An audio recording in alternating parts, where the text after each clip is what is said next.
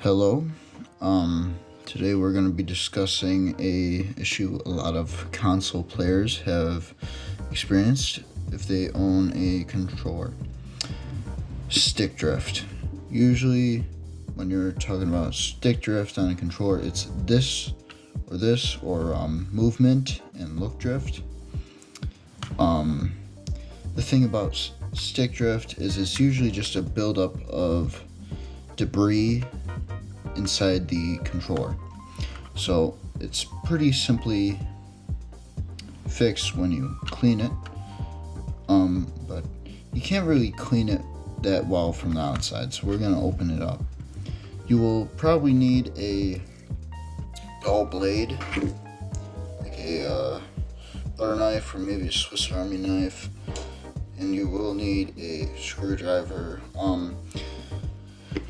The best screwdriver to use would probably be a T9, a Torx security screw driver. You can pick them up for maybe $10-11 at your local retailer. So without further ado, let's get this baby open. So the easiest way to start getting it open is you want to take your dull blade and kind of press down right here so it doesn't scratch any of the controller. You kind of just want to insert the blade with the back with the blade facing away from the controller, and it kind of just pops right off. Want to do this on the other side.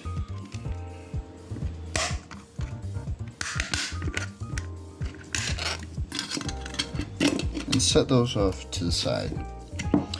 Now we're inside, and you just want to make sure the batteries are out.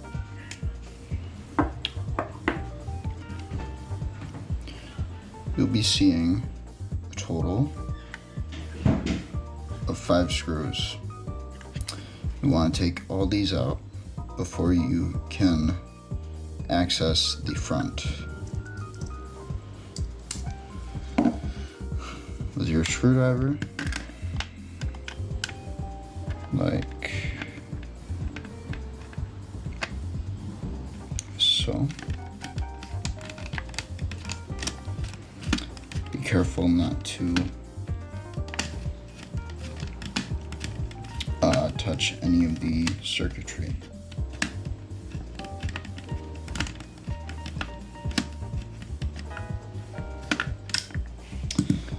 These ones have a bit of rubber on them, so sometimes they get a little stuck. These are really small screws, so you don't want to lose them. Just kind of set them in a pile. Alright, now once you've gotten all 5 screws out, oh, by the way, there's usually a sticker on the back. You can just tear it off or poke a hole through to get to this 5th screw. This one doesn't come out as easily because it's actually got to sit deeper in. Now you can just flip it over and kind of just take the top off. This looks scary, yeah. But you just want to be real gentle and careful with this, so you don't kind of screw up any of the wiring in here.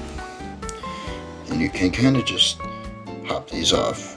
You want to wash these with maybe some water. Make sure it's really dry before you put it back on, or just kind of like blow them off.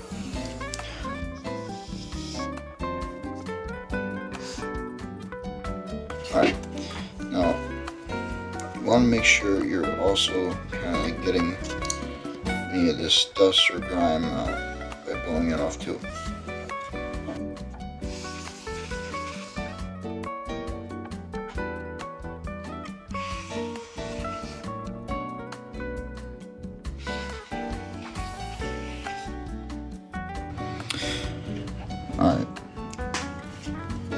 after you've kind of cleaned what you can, try to get some of this dirt and grime out and kind of like blowed it off. You can use a vacuum too. I just trying to be careful around like some of these circuitry areas. These, I don't know if you can see that well, but they kind of just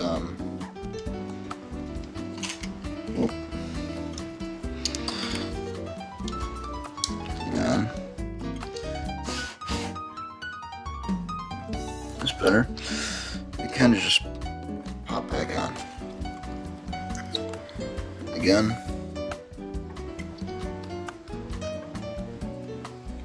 They kind of go on a certain angle. There we go.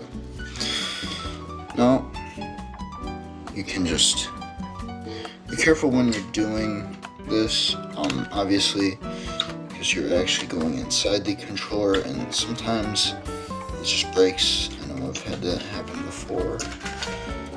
You just want to be really gentle. And then you can put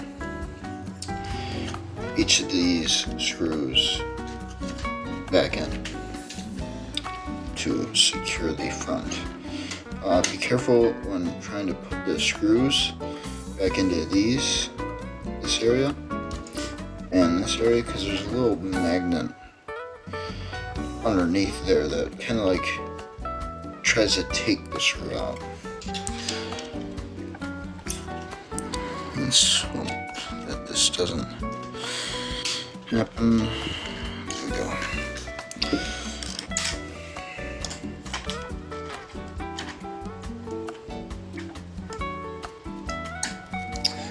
I do not have these security bits, so some of these screws get a little bit stuck and actually don't even work that well. So if you can, I'd recommend just running down and actually getting the correct bits, because if not, this process is a lot harder and more painful to do.